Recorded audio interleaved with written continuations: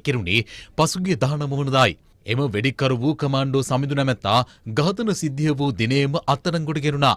එම ඝාතන සිද්ධිය සැලසුම් කළ මහමොලකාරී ලෙස සැලකෙන සෙව්වන්දි නැමැත්තිය මෙතෙක් අත්අඩංගුවට ගෙන නොමැති අතර ඝාතනයට අදාළව සැකපිට පුද්ගලයන් 11 දෙනෙකු මේ වන විට අත්අඩංගුවට ගෙන තිබෙනවා. ගණේමුල්ල සංජීව ඝාතන සිද්ධියේ නඩුව කොළඹ ප්‍රධාන මහේස්ත්‍රාත් අධිකරණයේදී අද කැඳවනු ලැබුව අතර නඩුවට අදාළ සැකකරුවන් අධිකරණ ඉදිරිපත් කෙරුණේ ස්කයිප් තාක්ෂණය ඔස්සේයි.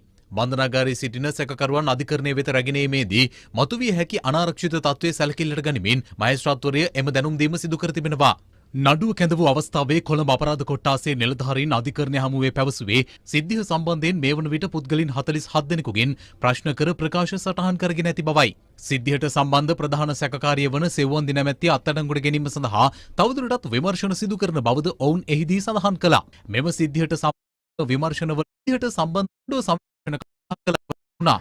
මේ අතර සහ කොළඹ ප්‍රධාන මහේස්ත්‍රාත් තනූජා ලක්මාලි මහත්මිය නියෝග කළේ සැකකරුවන් ලබන 21 වනදා දක්වා රක්ෂිත බන්ධනාගාරගත කරන ලෙසයි. එමෙන්ම නඩු භාණ්ඩ රජයේ රස පරීක්ෂකවරයා වෙත යොමු කර වාර්තාවක් ඇඳවීමට සහ පෞද්ගලික බැංකුවකින් බැංකු වාර්තාවක් ලබාගෙන ලබන 21 වනදා දක්වා රක්ෂිත බන්ධනාගාරගත කරන ලෙසයි. එමෙන්ම නඩු භාණ්ඩ රජයේ රස පරීක්ෂකවරයා වෙත යොමු කර වාර්තාවක් ඇඳවීමට සහ පෞද්ගලික බැංකුවකින් බැංකු වාර්තාවක් ලබා ගැනීමටද අධිකරණය මෙහිදී පොලිසියට අවසර ලබා දුන්නා. සිද්ධියට අදාළව පොලිස් භාරයේ පසුවන කමාන්ඩෝ සමිඳු සහ වෑන් රථ රේදී පෙබරවාරි 18 වෙනිදා වික්කරුගෙන් සිදු කළ ප්‍රශ්න කිරීම බවයි. තමන්ගේ ගෝලයා විසින් රුපියල් ලක්ෂ ඉතිරි ලක්ෂ 2ක් මේ අතර